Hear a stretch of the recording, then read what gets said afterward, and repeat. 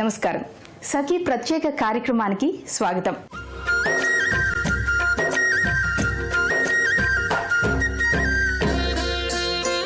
ముందుగా సఖీ ప్రేక్షకులందరికీ కనుమ పండుగ శుభాకాంక్షలు.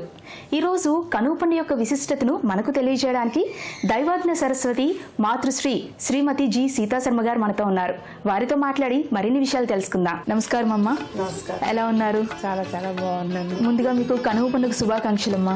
మీకు కూడా కనుమ పండుగ శుభాకాంక్షలు.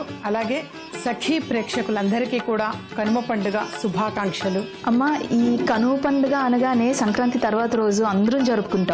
కానీ దీని విశిష్టత ఏంటి అన్నది చాలా మందికి తెలియకపోవచ్చు. సో అసలు ఈ కనుమ పండుగ యొక్క విశిష్టత ఏంటమ్మా? తప్పకుండా. మనకు అసలు అన్ని పండుగల్లోకి కూడా సంక్రాంతి పండుగ అని అంటేనే చాలా పెద్ద పండుగ. ముందుగా వచ్చేది భోగి పండుగ, ఆ తర్వాత సంక్రాంతి పండుగ, ఆ తర్వాత వచ్చేటువంటిది కనుమ పండుగ. ఈ కనుమ పండుగని ఏంటంటే అది కృతజ్ఞతా భావంగా మనం జరుపుకునేటువంటి పండుగ. ఏమిటి కృతజ్ఞతా భావం ఎవరి మీద అంటే అది సంవత్సరం పొడవునా కూడా పశువులు అనేవి మన జీవనాధారానికి ఎంతో ఉపయోగకరంగా ఉంటూ ఉంటాయి. అవి చాలా బాగా సపోర్ట్ చేస్తుంటాయి. ఏ రకంగా అనంటే అది ఎద్దులు కావచ్చు, అవి ఏంటంటే అవి దున్నటము చేయటము, అది పశు సంపద అని అంటారు. పశువులు మనం మనం బ్రతకటానికి జీవనాధారంగా అవి ఎంతో బాగా దోహదపడుతూ ఉంటాయి. వాటికి కృతజ్ఞతగా మనం సంవత్సరానికి ఒక్క రోజైనా సరే అంటే చక్కగా కొత్త పంటలు అనేవి వస్తూ ఉంటాయి.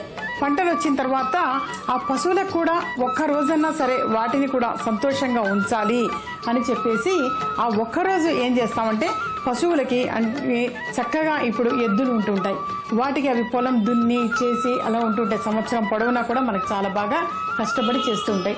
ఆ ఒక్కరోజు ఏం చేస్తామనంటే మనం చక్కగా వాటికి కడిగి స్నానం చేయించి ఆ తర్వాత కొమ్ములకు కూడా పసుపు రాసి బొట్టు పెట్టి వాటిపైన నడుము భాగంలో ఆ పైన ఏం చేస్తామంటే వస్త్రాలను కూడా పరిచి తర్వాత పూలదండలు అనేది వేసి అలంకరించి ఈ విధంగా ఆ ఒక్కరోజు మనం చాలా చక్కగా అందంగా అలంకరించటము అనేది ఉంటూ ఉంటాయి.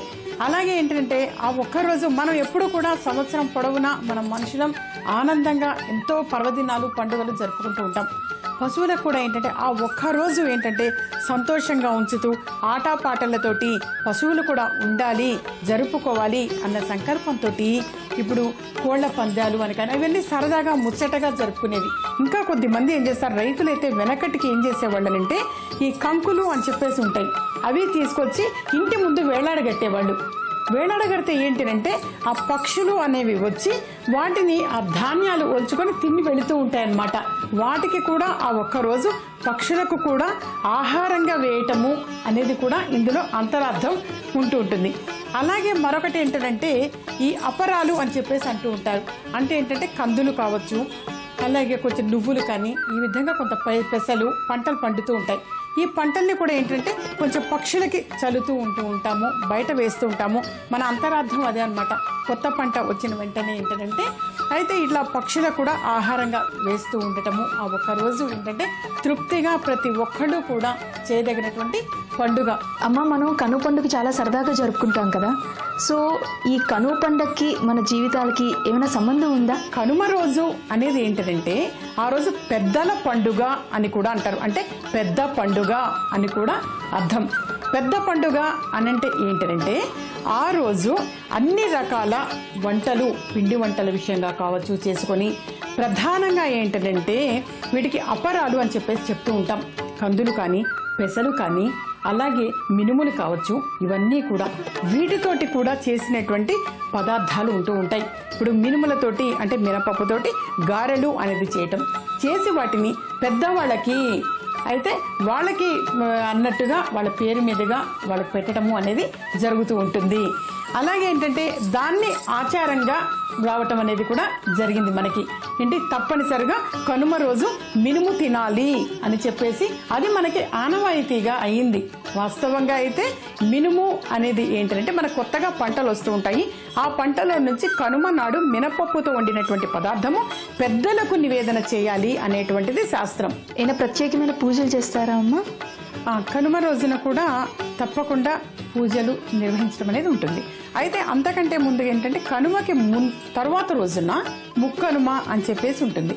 ఆ ముక్కనుమ రోజున సావిత్రి వ్రతము అని చెప్పేసి చేయటం మొదటి నుంచి కూడా వస్తున్నటువంటి ఆచారంగా ఉంది. సావిత్రి వ్రతము అనేది ఎప్పుడు జరుపుకోవాలి, ఎవరు జరుపుకోవాలంటే ఊరు మొత్తం మీద వెనకటలు ఏమేదంటే ఎవరో ఒక్కళ్ళ ఇంటి వద్దనే ఒక్కళ్ళ గృహం యందు లేదా ఒక ప్లేస్ ఏదైనా నిర్ణయించుకొని అక్కడ మాత్రమే నిర్వహించేవారు. అయితే అది కూడా ఏంటి, ఆ ఒక్కళ్ళ ఇల్లు కూడా ఇంతకు ముందు చాలాసార్లు చేసినటువంటి వాళ్ళు ఉంటూ ఉంటారు సావిత్రి వ్రతం కథ. అయితే ఆ నోము నోచుకున్నటువంటి వాళ్ళు చాలా మందిలో అయితే ఎవరైనా సరే ఒకళ్ళు ఎక్కువ సార్లు చేసినటువంటి వాళ్ళు ఉన్నటువంటి ఆ గృహం యందు అందరూ కూడా గెట్ టుగెదర్ అనమాట. అందరూ ఆ ప్రదేశంలోనే ఉండి ఆ కథ ఆ నోము అనేది నోచుకోవటం జరుగుతూ ఉంటుంది. సావిత్రి వ్రతము అని చెప్పేసి అది చేసుకోవటం కూడా ఆనవాయితీగా వస్తున్నటువంటిది. అయితే అది ఎవరి ఇంటి అందు వాళ్ళు అని కాకుండా అందరూ కూడా ఏక ప్రదేశంలోనే ఉండి జరుపుకోవటము అనేది ఒకే చోట ఉంటుంది. ఒకే చోట జరుపుకోవాలి. ఈ కనుమ రోజు ఇంకా ప్రత్యేకతకు వచ్చేసరికి ఏమవుతుందంటే ఇంతకుముందు తెలియజేసినట్టుగా రథం ముగ్గు కంపల్సరిగా వేయాలి. అది బయటి వైపుకు వేయాలి, లోపలికి వైపుకు వస్తూ వేయకూడదు. రథ చక్రాలు మనకు ఇంటి గుమ్మం వైపు ఉండాలి, బయటికి వెళుతున్నట్టుగా ఉండాలన్నమాట రథం ముగ్గు. అది అందరి రథాలకి అది అటాచ్ అవుతూ వస్తూ ఉంటుంది. అదొకటి ఈరోజు ప్రత్యేకత అన్నమాట. ఆ తర్వాత ఏంటి అంటే ఈ అపరాలతో చేసినటువంటివన్నీ ఉంటూ ఉంటాయి వస్తువులు అని అంటాం కదా. అపరాలు అని అంటే ఏంటంటే ఇప్పుడు కొన్ని ఈ కర్మ కార్యక్రమాలకి వాడుతూ ఉంటారు. అయితే ఆ ధాన్యాలను ఏం చేస్తారంటే పశువులకి తప్పనిసరిగా మనం కనీసం ఆ ఒక్క రోజైనా సరే గుర్తు పెట్టుకొని పశువులకు ఆహారంగా వేయాలి. ప్రతిరోజు ఏంటంటే నిత్యం ప్రజలందరూ కూడా చాలా బిజీ లైఫ్ ఇది. కనీసం ఆ ఒక్క రోజైనా సరే ప్రజలందరూ కూడా ప్రతి వ్యక్తి కూడా గుర్తు పెట్టుకొని కనీసం పశువులకి ఇంత ఆహారము అనేది తప్పనిసరిగా వేయాలి. పక్షులకు కావచ్చు, పశువులకి కావచ్చు. ఆ ఒక్క రోజు మాత్రం తప్పకుండా ప్రతి ఒక్కరూ కూడా కనుమ పండుగ రోజున ఆహారము అనేది వేసి వాటికి తినిపించి మనం కనీసం ఆ రూపేణ అయినా సరే కృతజ్ఞతా భావము అనేది తెలియచేయటం కనీస ధర్మం.